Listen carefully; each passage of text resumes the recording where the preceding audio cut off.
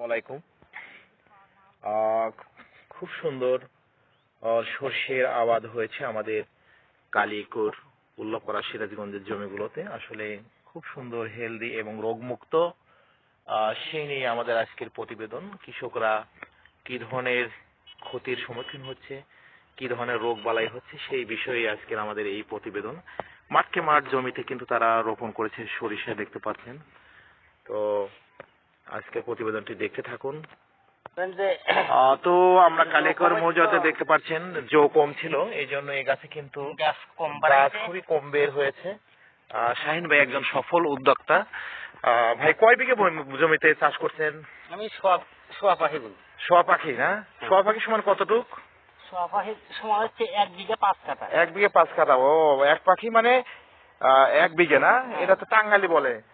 আমাদের এলাকায় কিন্তু পাখি বলা দূরের গেছে কিছু লোক। আসলে ভাষা বিভিন্ন এলাকাতে এইভাবেই ছড়িয়ে পড়ে। এক এলাকায় পাখি বলে, এক এলাকায় বিঘে বলে। আসলে 33% কিন্তু 1 বিঘা।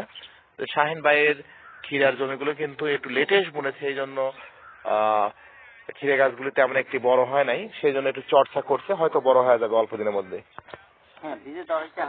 যে এলাকার মাটি আগে জো ধরেছিল সেই এলাকার গাছগুলো কিন্তু অনেক সুন্দর হয়েছে, আর যে এলাকার মাটিগুলো পরে জো হয়েছে সেগুলি পরে রোপণ করা হয়েছে। মাঠকে মাঠ কিন্তু সরিষা রোপণ করা হয়েছে, ক্ষীরে রোপণ করা হয়েছে, আলু বেগুন রোপণ করা হয়েছে। এগুলো কিন্তু কয়দিন পরেই কিন্তু শস্যে ভরে যাবে। আগেই বলেছিলাম কালিয়াকৈর, লাহিড়ী-মোহনপুর, উল্লাপাড়া, সিরাজগঞ্জের মানুষ কিন্তু বহুমুখী চাষে তারা ব্যস্ত থাকে এবং সারা বছরই বিভিন্ন অর্থকারী ফসল উৎপাদন করে থাকে। এখানে তারা পেঁয়াজ রোপণ করেছে, খুব সুন্দর পেঁয়াজ হয়েছে। বিঘে বিঘা জমি কিন্তু সুন্দর পেঁয়াজ হয়েছে, আপনারা দেখতে পাচ্ছেন।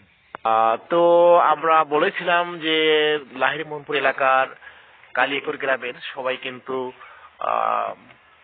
সফল উদ্যোক্তা। এখানে শাহিন আলমকে দেখতে পাচ্ছেন, একজন সফল ক্ষীরা চাষী। তার সাথে কথা বলবো। এবার কত বিঘা জমি চাষ করছেন? এই 100 বিঘা। 100 বিঘাতে গত বছর কেমন লাভ হয়েছিল? গত বছর 12 কাঠায় খরচ বাদ দিয়ে 1 লাখ টাকা লাভ করছিলাম। 12 কাঠাতেই 1 লাখ টাকা। দেখেন, আসলে ক্ষীরে চাষে কিন্তু আসলে লাভ রয়েছে, যদিও কষ্ট রয়েছে, এখানে একটু রিস্ক রয়েছে, তারপরে কিন্তু আসলে এই 2 মাসের মধ্যে কিন্তু 1 বিঘে জমিতে 1 লাখ টাকা লাভ করা কিন্তু অনেক কষ্টসাধ্য। তো এখন কি করছেন ক্ষীরে গাছে? দিয়েছিলাম নাংলে দিচ্ছি যাতে গাছ ভালো হয়। ও, আসলে সে ঢাকায় আগে দেওয়া লাগতো। হ্যাঁ, এই নাংলাটা 2 দিন আগে দেওয়া লাগতো। এখানে কিন্তু উনি 4-5 বিঘা জমি আবাদ করেছে। আসলে একটু লেট হয়ে গেছে, এই জন্য একটু শুকিয়ে গেছে। তারপরেও কিন্তু গাছগুলো খুবই পচন মুক্ত আছে। দেখেন, গাছগুলো কিন্তু ফ্রেশ। দেখতে পাচ্ছেন বহু রকমের চাষই করে থাকে। কেউ পেঁয়াজ রোপণ করেছে, কেউ ক্ষীরা, কেউ সরিষা। এইভাবেই কিন্তু কৃষকদের নানা ব্যস্ততায় দিন পার হয়। ধন্যবাদ সবাইকে এই ভিডিওটি দেখার জন্য। আবার অন্য একটি ভিডিও নিয়ে হাজির হবো। আসসালামু আলাইকুম।